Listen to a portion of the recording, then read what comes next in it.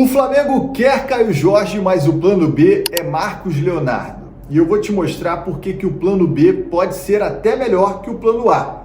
Os números mostram isso. Você pode até dizer, os números são frios, não significam tanto quando o assunto é futebol, mas evidenciam performance.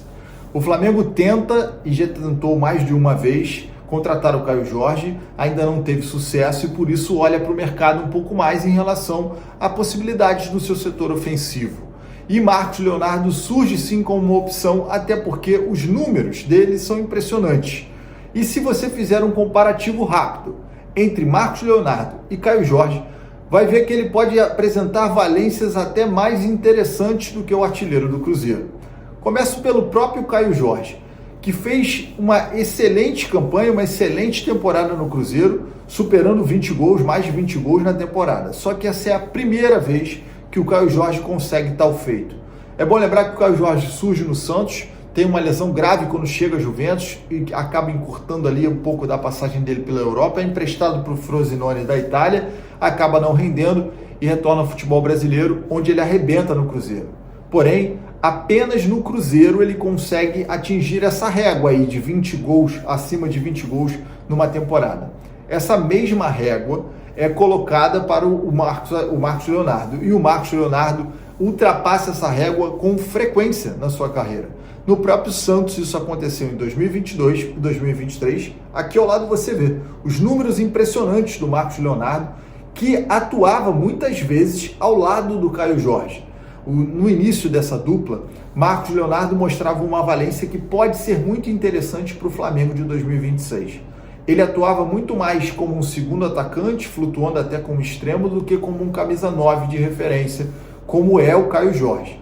Lembra-se que o time do Flamengo tem um jogador de referência, que é o Pedro, lá na frente. Então, o Caio Jorge viria para disputar posição pelo preço que está sendo investido? Dificilmente.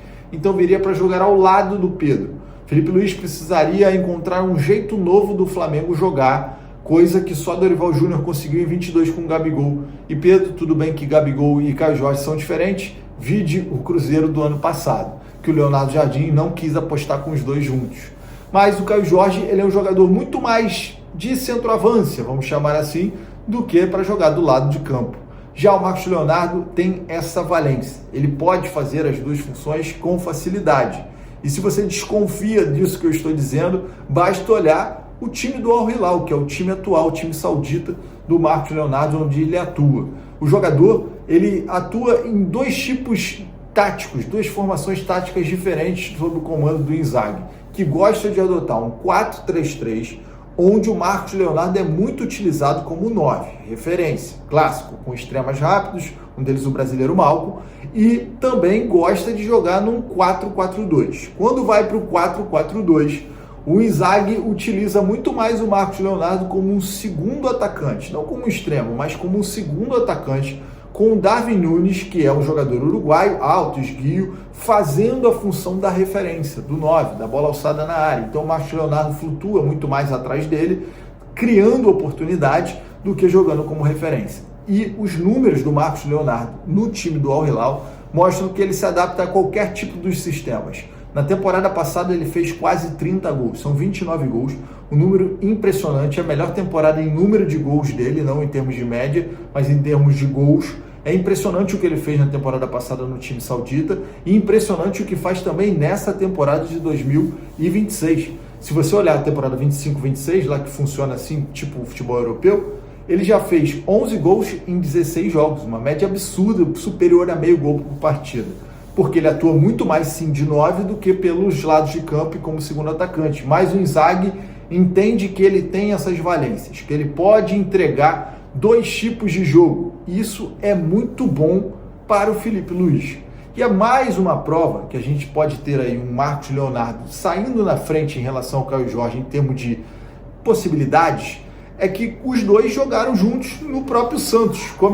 Surgiram juntos no Santos e naquele Santos o Caio Jorge fazia a função do camisa 9, da referência, enquanto o Marcos Leonardo fazia o lado de campo, fazia o segundo atacante. Isso daí é uma coisa rotineira, comum para o Marcos Leonardo. Ele não vai ter que se adaptar a um novo jeito de jogar ao lado do Pedro. Ele já está ambientado a isso. Já o Caio Jorge não. Vai precisar fazer justamente esse novo jeito de jogar com o Pedro, se entender ali com o Pedro nessa dinâmica. É muito diferente você chegar num clube que você não conhece, com jogadores novos, e precisar ainda se adaptar a uma nova função. Marcos Leonardo larga na frente do Caio Jorge também em relação a isso. E outra coisa, foram 2 temporadas consecutivas que o Marcos Leonardo conseguiu subir a régua dos 20 gols. 22 e 23, ele bate 21 gols na temporada. São números impressionantes. Muita gente não olha para o Marcos Leonardo, até porque ele joga num campeonato, digamos assim, periférico, um campeonato em que pouca gente dá atenção, mas um campeonato com muitas estrelas, não só no setor ofensivo, mas defensivo também, e ele se destaca. Fez uma excelente competição na Copa do Mundo de Clubes, fazendo gols importantes, mostrando o seu nome, um jogador que estava no radar dos principais clubes brasileiros, com desejo de repatriar, mas sempre muito difícil pelas negociações com os sauditas. Ainda assim, me parece um cenário em que até a negociação financeiramente falando pode ser até mais vantajosa e mais fácil do que tirar o Caio Jorge do Cruzeiro. Em termos táticos, está muito claro. O Felipe Luiz ganha com o Marcos Leonardo 2 possibilidades. Um jogador para fazer a extrema de campo, com facilidade com o segundo atacante, saindo um pouquinho do 4-3-3 para um 4-4-2, onde ele não fique lá tão perto do gol, mas um pouquinho mais próximo do Arrascaeta aqui do meio de campo, para poder criar essas oportunidades. Ou então jogar inclusive de 9 quando o Pedro não jogar. Lembrando que no ano passado o Pedro não esteve presente em alguns jogos importantes do time, fazendo falta. Esse jogador de referência, esse jogador homem-gol, né, que empurra a bola para a rede do último toque. O Marcos Leonardo consegue fazer isso muito bem e consegue muito bem também fazer o extremo. A grande questão é, se você é um técnico do time, você se adapta para um reforço que está chegando ou o reforço que se adapta ao jeito desse novo técnico de jogar?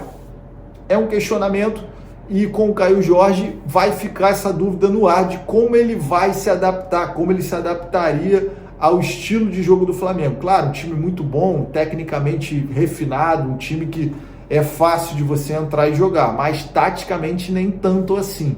Já o Marcos Leonardo, ele acaba passando um pouquinho em relação ao Caio Jorge nessa disputa, porque tem essas possibilidades, entrega essas possibilidades ao técnico Felipe Luiz para a sequência da temporada. Você aí, me diz, acha que quem é melhor para o Flamengo em 2026, até pelo cenário de competições que tem pela frente? Caio Jorge ou Marcos Leonardo? Caio Jorge, você tira o principal atacante de um dos seus rivais, que é o Cruzeiro, que disputou o Campeonato Brasileiro, até um pouco final das rodadas ali do Campeonato Brasileiro, estava disputando com o Flamengo. Você enfraquece o seu rival. Marcos Leonardo estava lá fora, então vem do futebol saudita. Mas a sua escolha, qual seria? A minha, eu acho que está muito claro, né? Eu iria de Marcos Leonardo, até porque o plano B está ficando com carinha de plano A. E vocês? Coloca aqui nos comentários e vamos discutir futebol.